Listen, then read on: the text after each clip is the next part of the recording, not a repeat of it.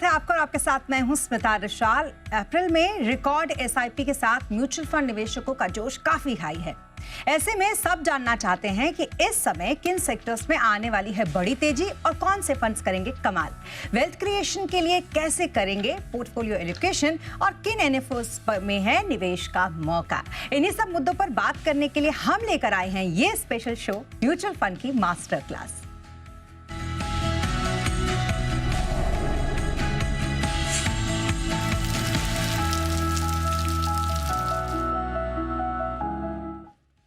तो mutual fund के जरिए वेल्थ क्रिएशन के गुरु मंत्र बताने के लिए हमारे साथ हैं जी बिजनेस के managing editor Anil Singhvi. Anil sir, बहुत स्वागत है आपका and thank you so much हमारे साथ इस शो पर दर्शकों को गाइड करने के लिए। सबसे पहले तो ये बताइए, मार्केट में वॉलेटिलिटी हमने देखी, उतार चढ़ाव देखा, लेकिन इन सब के बीच में निवेशकों का भरोसा जो एसआईपी से निवेश करते हैं, काफी जोश हाई दिख रहा है सर। बिल्कुल, म्यूचुअल फंड इंडस्ट्री के लिए तो बहुत ही गोल्डन समय चल रहा है। लगातार पैसे आ रहे हैं। इंडस्ट्री का AUM 70 लाख करोड़ के पार पहुंच चुका है। जो खास तौर से अप्रैल के महीने के आंकड़े आए एसआईपी के, वो बहुत मजबूत है। पहली बार हम 26,000 करोड़ के पार पहुंचे हैं। 3-4 महीनों तक थोड़े सुस्ती वाले आंकड़े दिखे, लेकिन वापस से ये आंकड़े रफ्तार पकड़ते हुए दिख रहे हैं। एसआईपी का AUM जो सारे लोग मिलकर एसआईपी कर रहे हैं, वो 14 लाख करोड़ के आसपास पहुंच चुका है, जो कि एक साइजेबल बड़ा अमाउंट है। 2 महीने तक थोड़ा सा एसआईपी का फ्लो हल्का सा रुका था, ऐसा कोई नेगेटिव नहीं हुआ, ख़राब नहीं हुआ, थोड़ी सी ग्रोथ कम होती हुई दिखी, लेकिन अब ये फिर से बढ़ता हुआ दिख रहा है। और एसआईपी के जो अकाउंट है, number of account 8 crore 38 lakh पहुंच चुके हैं। इतनी एसआईपी इस वक्त चल रही है और 46 लाख नई एसआईपी ऑलरेडी अप्रैल के महीने में जुड़ी है। इससे आप अंदाज़ा लगा सकते हैं कि भाई एसआईपी का जोश तो बिल्कुल हाई है। और एसआईपी करने वाले निवेशक ये जानते हैं, बाजार ऊपर हो या नीचे, हमें हमारा पैसा लगाना है। बिल्कुल, लेकिन फिर भी इस बार कोई खास ट्रेंड जो आपने देखा हो? है, ट्रेंड है, कुछ इंटरेस्टिंग चीज़ें हैं, 2-3 वो जो समझने लायक है। पहली चीज़ तो ये कि पहली बार म्यूचुअल फंड इंडस्ट्री का एसेट अंडर मैनेजमेंट AUM जिसे हम बोलते हैं 70 लाख करोड़। और मैं कई बार बोलता हूँ, जो लोग बड़े धार्मिक होते हैं ओम ओम का जप करते हैं, और म्यूचुअल फंड इंडस्ट्री भी ओम का ही जप करती है। AUM को अगर आप उच्चारण तो शायद वही निकले, वो भी चाहते हैं कि हमारा AUM बढ़ता रहे। 6.5% की बढ़त हुई है साल महीने दर महीने इसमें। और इक्विटी म्यूचुअल फंड में जो पैसे हैं वो 30 लाख करोड़ से ज़्यादा के हो चुके हैं, यानी कि इतना पैसा घरेलू फंड्स के जरिए इक्विटी मार्केट में आ चुका है। डेट फंड का 17.5 लाख करोड़ का आसपास का है। हाइब्रिड फंड 9 लाख करोड़ के आसपास के हैं। और कुल मिला के नया निवेश जो इक्विटी फंड्स में आया है वो लगभग 25,000 करोड़ के आसपास का है। 24,270 करोड़ मान लीजिए। अगर इक्विटी फंड्स में ओवरऑल निवेश देखें, देखिए एक तरफ एसआईपी है जहां बढ़िया 26,000 करोड़ के आसपास आया है, लेकिन नेट देखें तो इक्विटी फंड में 24,270 करोड़ का ही आंकड़ा है, जो कि पिछले 4-5 महीनों में सबसे कम निवेश है। निकला नहीं है, देखिए दोनों में फ़र्क है, एक पैसा निकलता है और एक पैसा कम आता है। तो 4-5 महीनों में थोड़ा सा कम आया, कोई खास बड़ी बात नहीं, फिर भी 24,000 करोड़ काफ़ी ज़्यादा होता है। डेट में 2 लाख करोड़ से ज़्यादा के पैसे आए हैं। हाइब्रिड फंड में 14,000 करोड़ आया, छोटा अमाउंट है। और लेकिन फिर भी 5 महीनों के बाद पहली बार हाइब्रिड फंड में अच्छा पैसा आता दिखा, यानी कि लोग इक्विटी प्लस डेट दोनों का कॉम्बिनेशन पसंद कर रहे हैं। ये खास अप्रैल महीने के जो आंकड़े एमफी के निकल कर आए हैं म्यूचुअल फंड इंडस्ट्री को लेकर, ये इंपॉर्टेंट है। बिल्कुल, लेकिन एक और चीज़ जो बहुत इंपॉर्टेंट थी सर, वो हमने ये देखी कि म्यूचुअल फंड के निवेशक पूरे जोश के साथ निवेश कर रहे थे, लेकिन पिछले कुछ महीनों से जो एग्जिट थे एसआईपीज़ के वो भी हो रहे थे। बिल्कुल, स्पेशली अप्रैल के महीने में तो ये बहुत ही ज़्यादा बढ़ गए, तो ये थोड़ी सी टेंशन की बात। हाँ, थोड़े इन्वेस्टर्स हैं जो एसआईपी रोक रहे हैं। और अप्रैल के महीने में एसआईपी स्टॉपेज रेशियो होता है। स्टॉपेज रेशियो का मतलब कि कितनी नई एसआईपी खुली है उसके सामने कितनी एसआईपी बंद हुई है। सो सपोज 100 एसआईपी नई खुली है और उसके सामने 400 बंद हुई, तो एसआईपी स्टॉपेज रेशियो आपका ज़्यादा हो जाएगा, ज़्यादा हो गया, 300%। ये 300% पर पहुँच चुका है। हुआ कैसे, देखिए पूरे अप्रैल के महीने में अभी हमने जैसा बताया 46 लाख नई एसआईपी खुली है, 46 लाख, ठीक है, लेकिन सामने 1 करोड़ 36 लाख एसआईपी बंद हुई है। अब 1 करोड़ 36 लाख बंद हुई तो 2 वजह से बंद होती है। या तो आपने एसआईपी 1 साल, 3 साल, 5 साल, 2 साल, जो भी पीरियड आपने डिसाइड किया था उस पीरियड के लिए आपने एसआईपी शुरू की हो। आप इंस्ट्रक्शन देते हैं कि मेरा एसआईपी इतने समय तक चलता रहेगा, आपके डायरेक्ट डेबिट हो जाता है एक तरह से, वो वाली सारी फैसिलिटी है, राइट। सो या तो आपका समय पूरा हो गया तो अपने आप एसआईपी बंद हो जाएगी, या दूसरा ये कि एसआईपी आपकी मैच्योर हो गई और आप रिडम्पशन करें, या तो समय पूरा हो जाए या आप एसआईपी से पैसा निकालें, 2 ही वजह से एसआईपी बंद होती है, राइट। हुआ कैसे, देखिए जनवरी के महीने में स्टॉपेज रेशियो 109% था, फरवरी में 122, मार्च में 128 और अब लगभग 300%, 297%। तो काफ़ी, इसमें कोई डाउट नहीं कि अप्रैल के महीने में एसआईपी काफ़ी बंद भी हुई है, कुछ मैच्योर हो गई और कुछ बंद की गई। ये रीजंस रहे होंगे इसके पीछे के। लेकिन सर एमफी ने भी अपने, हाँ जैसा कि आप बता रहे हैं, लगभग इसी तरीके की दलील अगर आप देखेंगे तो एसआईपी स्टॉपेज पे एमफी की भी रही है, जो उन्होंने कहा है। हाँ बिल्कुल, तो एसआईपी क्यों रुक रही है वो समझना जानना जरूरी है। तो 2-3 इंपॉर्टेंट चीज़ें हैं उसमें स्मिता की। डायरेक्ट प्लान में ज़्यादा एसआईपी रुकती है। डायरेक्ट प्लान का मतलब है कि आप किसी ब्रोकर को यूज़ नहीं करते, सीधा म्यूचुअल फंड में आप उनकी साइट पर या फिर रजिस्ट्रार ट्रांसफर एजेंट के पास जाकर आप सीधा पैसा लगा सकते हैं। आपको किसी की एडवाइस की ज़रूरत नहीं। और वहीं पर सबसे ज़्यादा दिक्कत है, जब आप किसी से एडवाइस नहीं लेते, अपने मन से करते, तो होता है क्या, थोड़ा सा मार्केट घटा, थोड़ा नहीं चला, आपको डर लगने लगता है, आप एसआईपी बंद कर देते हैं, क्योंकि आपको एडवाइस देने वाला कोई है नहीं। दूसरा, ये कब होता है, जब मार्केट बहुत वोलेटाइल है, या ऊपर नीचे हो रहा है, नीचे जा रहा है, तब आपको डर लगता है और तब आप बंद कर देते हैं। लगता है कि और नीचे जाएगा, नुकसान हो जाएगा, और फिर जब आप देखते हो सुनते हो तो आपको लगता है कि यार माहौल बड़ा ख़राब है, युद्ध होने वाला है, टेरिफ वॉर होने वाला है, ये हो गया वो हो गया। तो वो जो डर होता है, इस वजह से कई बार एसआईपी, फिर जो इन्वेस्टर्स ज़्यादा अच्छे से समझते नहीं हैं और जिन्हें डर लगता है वो बंद कर देते हैं। तो पहला कारण हुआ है। दूसरा कारण ये कि जब एसआईपी का समय पूरा हो गया, मैच्योर हो गया, या किसी वजह से पैसे की ज़रूरत पड़ी, तो उस वजह से भी रिडम्पशन होते हैं। कई बार ये भी होता है कि आपने एक पोर्टफोलियो बना रखा है, आपकी एक एसआईपी चल रही है, लेकिन आप समय के हिसाब से स्विच करना चाहते हैं। फॉर एग्जांपल, आप एक पर्टिकुलर सेक्टर से दूसरे सेक्टर में जाना चाहते हैं, लार्ज कैप फंड से मिड कैप में जाना चाहते हैं, तो जो स्विचिंग होती है उस वजह से भी एसआईपी में थोड़ा बदलाव होता है। और एक जो दिक्कत बड़ी दिख रही थी, वो रजिस्ट्रार एंड ट्रांसफर एजेंट और साथ ही एक्सचेंजेस के बीच में रिकन्सिलेशन का जो प्रोसेस है, वो लंबे समय से चल रहा है और अभी तक वो कंप्लीट हुआ नहीं है। इस वजह से भी काफ़ी कुछ एसआईपी रुक गई, वो चाहते हुए भी पैसा लगा नहीं पाए इन्वेस्टर, तो वो एक कारण है। इस वजह से कई सारे अकाउंट बंद भी हुए हैं आज। सर आमतौर पर तो आप बहुत पॉजिटिव रहते हैं, और हम एसआईपी स्टॉपेज की बात कर रहे हैं, फिर भी आपने काफ़ी पॉजिटिव होकर इसको रिस्पांस किया, लेकिन क्या थोड़ी चिंता की बात है और इस टेंशन से उभरे कैसे? हाँ, चिंता की बात है, लेकिन उससे पहले एमफी ने जो कहा, मैं एक बार जरा सा वो टच करना चाहता हूँ, जिससे आपको अंदाजा लग जाएगा कि कितनी चिंता करनी चाहिए। एमफी का ये कहना है कि जो रिकन्सिलेशन की वजह से एसआईपीज बंद हो रही है, वो एसआईपीज आपकी मई में पूरी हो जाएगी, और मई तक, इस महीने के अंत तक आपके ज़्यादातर खाते एक्टिवेट हो जाएंगे, स्ट्रीमलाइन हो जाएंगे, और उसके बाद आपका एसआईपी स्टॉपेज रेशियो थोड़ा कम हो जाएगा। कई सारी छोटी एसआईपी बंद हुई है, कई सारी बड़ी एसआईपी शुरू भी हो रही है। साइज़ को देखना जरूरी है, सिर्फ नंबर देख के फ़ायदा नहीं है, क्योंकि अल्टीमेटली 26,000 करोड़ आपके एसआईपी से आ रहे हैं, और यही वजह कि कई सारी बंद होने के बावजूद एसआईपी से पैसा जो नेट आ रहा है वो ज़्यादा है। अब जो आपने कहा चिंता की बात, देखिए एसआईपी से निवेश जो आ रहा है बाजार में मंथली बेसिस पे अब तक का हाईएस्ट है, पहली बार 26,000 करोड़ का आंकड़ा है। फिर ऐसे में डरने की क्या बात है, नेट पैसे तो आ ही रहे ना।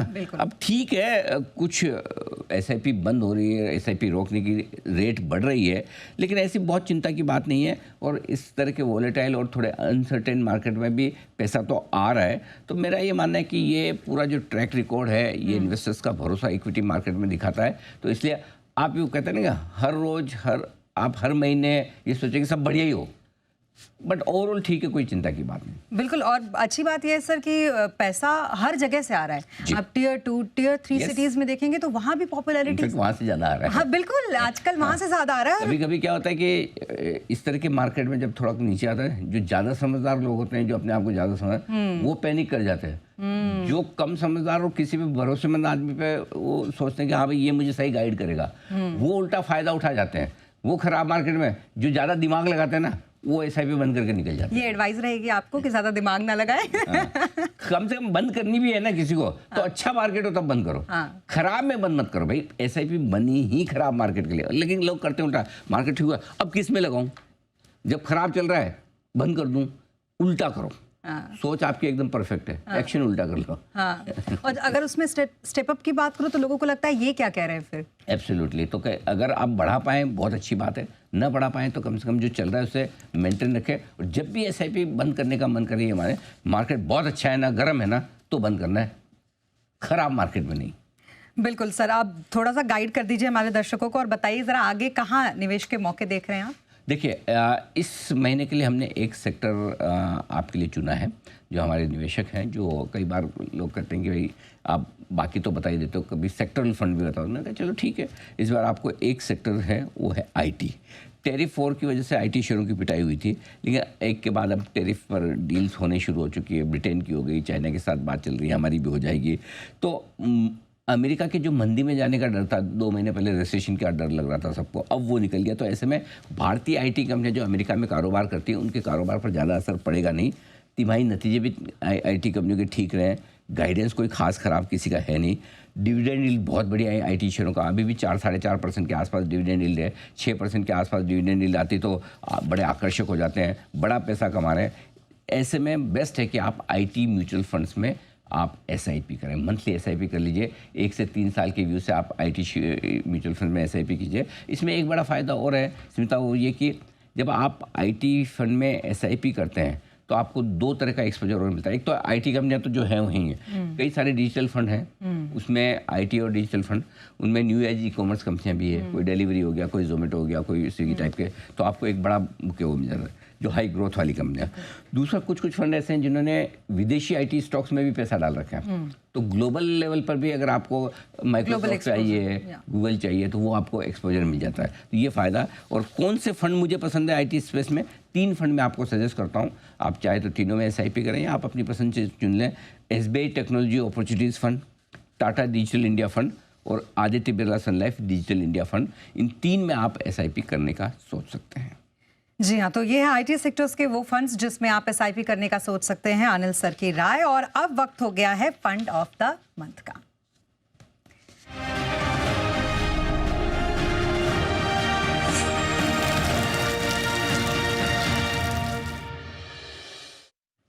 So fund of the month sir, आपके हिसाब से इस बार कौन से हैं?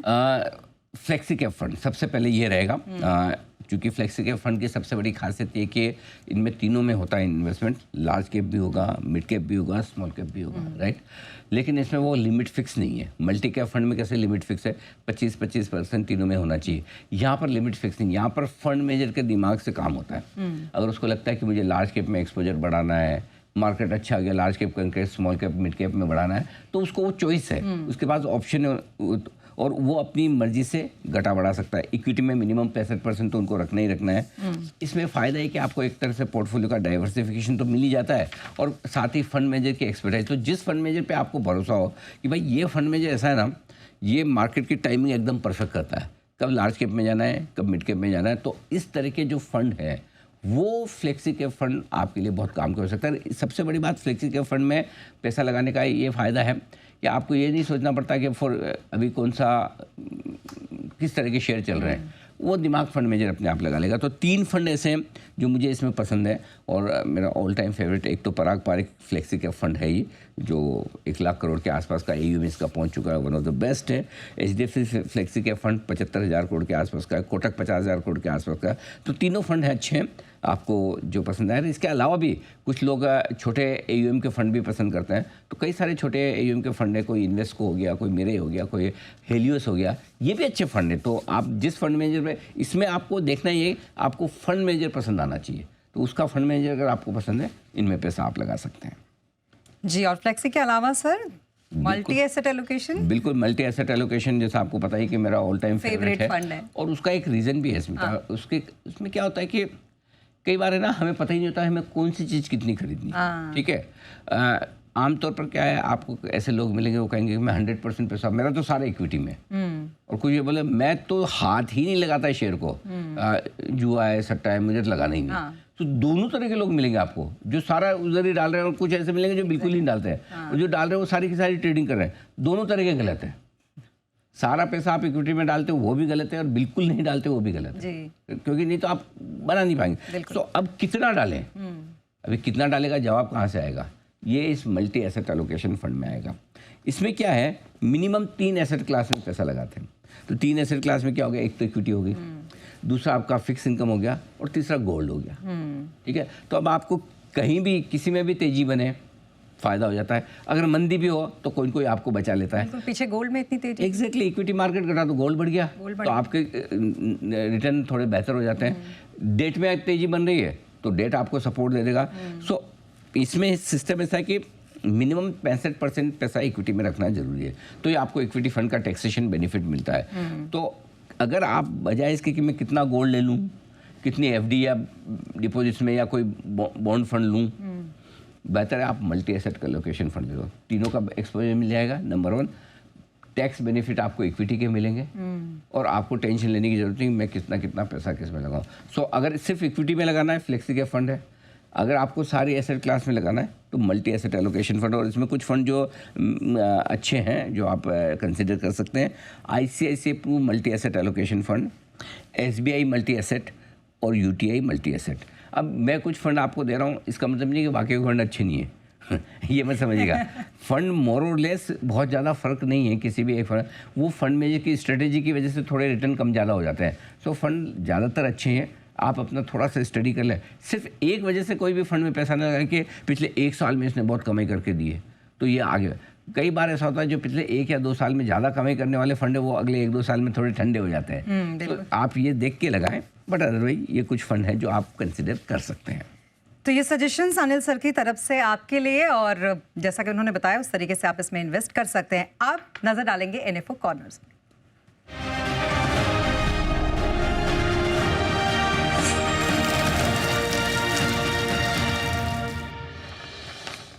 तो सर NFO, और कौन कौन से वो NFO हैं जिस पर अभी नजर रखनी चाहिए? पहला NFO है Canara Robeco multi asset allocation. ये नया NFO मार्केट में खुला हुआ है, हाइब्रिड कैटेगरी का। हाइब्रिड आप समझ ही सकते हैं, ओपन एंडेड तो है ही है। हाइब्रिड मतलब 3 तरह के एसेट्स हैं इसमें, वही इक्विटी, फिक्स इनकम और साथ ही गोल्ड। 23 मई को ये बंद होने जा रहा है। इसमें 65% पैसा आपका इक्विटी में रहेगा। इक्विटी फंड की तरह ही आपका इन्वेस्टमेंट होगा। 1000 रुपये के अमाउंट से आप इसमें निवेश कर सकते हैं। बाकी डेट और गोल्ड के बीच में इन्वेस्टमेंट इसके बदलते कम ज़्यादा होते रहेंगे। और इसीलिए मैंने कहा ना कि मल्टी एसेट एलोकेशन फंड्स हमें पसंद आते हैं। उसका NFO खुला है, चाहे तो आप एग्जिस्टिंग फंड में डाल सकते हैं, चाहे अगर आपको लगता है कि मुझे नए फंड ऑफर, बहुत लोगों को रहता है ना 10 रुपये में मिल रहा है, NAV में मिल रहा है। हालांकि उसका कोई मतलब नहीं है, कोई NAV से आप जिस दिन पैसा लगा रहे हो उस दिन की प्राइस पे आपकी इन्वेस्टमेंट होती है। सो इसलिए NAV के लिहाज से कभी ये मत सोचे कि जिसकी NAV ज़्यादा वो महंगा है, जिसकी NAV कम है वो सस्ता है। ठीक जैसे मार्केट में लोग सोचते हैं जिसका शेयर ज़्यादा का भाव ज़्यादा है वो महंगा है, जिसका सस्ता है वो ऐसा नहीं है। सो फिर भी ये एक NFO है जिसमें आप कंसिडर कर सकते हैं अगर आप मल्टी एसेट एलोकेशन फंड लगाना है। एक बड़ा इंटरेस्टिंग NFO स्मिता मार्केट में खुला है, ICICI प्रूडेंशियल क्वालिटी फंड। ठीक है, ये भी ओपन एंडेड फंड है। जिस सेक्टोरल फंड की तरह एक तरह से आप इसे ट्रीट कर सकते हैं। थीमेटिक फंड में समझाऊंगा क्या है क्या नहीं। 20 मई तक ये खुला हुआ है। 5000 रुपये के साथ आप इसमें निवेश कर सकते हैं। 80 से 100% तक इक्विटी में जाएगा, बाकी 20% डेट वगैरह में रह सकता है। क्या है क्वालिटी फंड और क्या है ये क्वालिटी इन्वेस्टिंग करता है। अब क्वालिटी इन्वेस्टिंग क्या होती है, क्योंकि आपने वैल्यू इन्वेस्टिंग सुनी है, ग्रोथ इन्वेस्टिंग सुनी है, ये इन दोनों का मिक्स है। क्वालिटी इन्वेस्टिंग आजकल बड़ी पॉपुलर हो रही है। क्वालिटी इन्वेस्टिंग में क्या होता है, ऐसी कंपनियों में ये पैसा लगाते हैं जिनकी कमाई, मुनाफा, प्रॉफिट लगातार रेगुलरली आता रहे। क्वालिटी अर्निंग मतलब कमाई स्टेबल होनी चाहिए, कहीं कोई झटके नहीं कि कभी प्रॉफिट आ गया कभी लॉस आ गया, ऐसा नहीं। पहला। दूसरा ये कि इन कंपनियों की बैलेंस शीट आमतौर पर बहुत मजबूत होती है, कमज़ोर बैलेंस शीट नहीं हुई। तीसरा, इन कंपनियों का मैनेजमेंट बहुत अच्छा होता है, ट्रैक रिकॉर्ड पुराना बहुत अच्छा है, ट्रांसपेरेंसी है, गवर्नेंस है, लोग कई सालों से उसके मैनेजमेंट को देख चुके हैं, समझ चुके हैं। अच्छे ऑपरेटिंग मार्जिन पर प्रॉफिट कंपनी बिजनेस के लिए। ऑपरेटिंग मार्जिन मजबूत होना मतलब कंपनी की बिजनेस पे बहुत पकड़ है, यानी कि मार्जिन किससे कमाते हो आप, अपने कस्टमर से। और अगर आप कस्टमर से ज़्यादा मार्जिन कमा रहे हो मतलब या तो कंपनी की प्रोडक्ट में, कंपनी की क्रेडिबिलिटी में कुछ न कुछ बात है। ये सारी चीज़ें जो होती है वो उस कंपनी को हाई क्वालिटी कंपनी बनाती है। वैल्यूशन तो अपनी जगह ही है, और स्पेशली जब बाजार में उतार चढ़ाव का माहौल हो या कमजोरी का माहौल हो तब ये वाला इन्वेस्टमेंट बहुत काम आता है। अब तो ठीक है हम थोड़ा सुधर गए मार्केट में, लेकिन जब भी खराब माहौल दिखे ना, क्वालिटी कंपनियों में पैसा लगाने में आपके नीचे की रिस्क कम है, खतरा कम है। ये कंपनियां डूबती नहीं है, बिल्कुल। ये कंपनियां 50% कभी नहीं गिरती। तो और वापस जब ठीक होता है तो माहौल, कई बार हम कहते हैं ना लार्ज के ब्लू चिप शेयर खरीदो जब भी खराब मार्केट हो, पहले ये चलेंगे। तो ये क्वालिटी फंड उस हिसाब से बहुत अच्छा हो सकता है। तो प्रूडेंशियल ICICI का ये NFO चल रहा है क्वालिटी फंड का, जिसमें आप निवेश करने के बारे में सोच सकते हैं। बिल्कुल, तो ये है NFOs पर अनिल सर की सलाह आप सबके लिए। और अब वक्त हो गया है काम की बात का।